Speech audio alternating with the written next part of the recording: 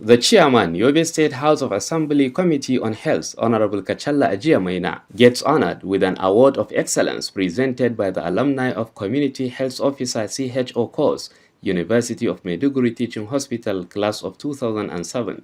The House of Assembly member, who represents Machina constituency, received the award at a reunion of the alumni hosted by him in Damaturu. Stating the objectives of the event, one of the alumni, Musa Yusuf, outlines convening to reunite, presentation of the award, and planting trees as charity or endowment on behalf of their deceased colleagues as major purposes of the gathering.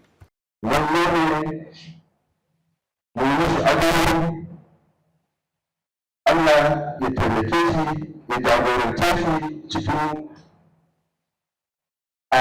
ɗaukaka da Allah ya bashi. Sannan kuma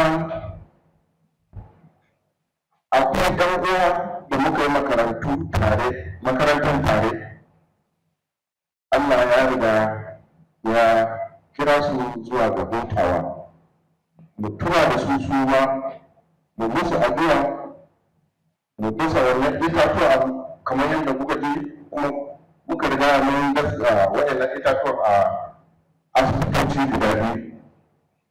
Mu zo nan mu zauna mu miƙa mishi wata shaida na cewa muna jinjina mishi. Reading citation of the awardee, Joseph Bitrus Malgui highlights his record of achievement, describing him as an embodiment of good qualities, thus deserving the award. That's why CHO 2007 decided to honor you this Outstanding Leadership Merit Award because you have been their icon.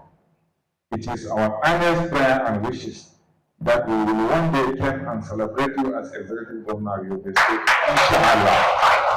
In a vote of thanks, the Speaker, Yobe State House of Assembly Chiromo Buba Mashio, represented by member representing Guru 2 constituency Lawan Musa Majakura, described the award as a pride not only to the awardee but also to the entire Legislative House, wishing everyone a safe journey back. Daga outside the state, wasu daga Gombe, wasu daga Maiduguri, wasu Kano, Adamawa su yi tattaki shekara da shekaru ba su haɗu ba, wasu ruwa suna nan a inda suke ko ana na inda yake.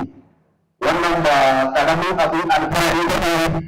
Abu na tsoro da intiya members na na wajen sai da wuce ban san kuma dan wasu sun kuma kai wasu kuma bayan sannan mu sun gani da yanzu. Allah ya saka mu da alkhairi kamar yadda kuka faru gidajen ku lafiya. Allah ya yi ku gidajen ku lafiya. On his part, Kachalla Ajiamaina appreciates the alumni for the love showered on him, assuring his indebtedness to them. He pledges to ensure that the trees planted are adequately taken care of so that the goal will be successfully attained. Ina godiya ga waɗanda su fara initiative din wannan reunion din har Allah ya tabbatar da abu. Muka zo yau maza da mata aka tako daga wuri mai nisa aka zo aka karrama ni har a inda nake aiki.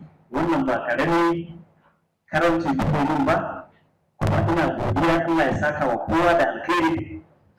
Kuma wannan da shi da muka je muka yi na ɗan ƙwaƙwan da muka rasa, in Allah ya yarda zan ci gaba da zagayawa ina dubawa duk abin da ya dace a yi.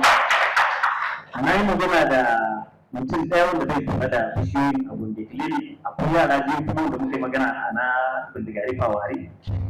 Zan rika ɗan yi musu insani akan su bi da hankali mutum bishiyoyin sun girma domin dalilan da muka su. The event marks a great step in reuniting the class of CHO UMTH 2007. Abdulaziz Muhammad Shehu, YTV News.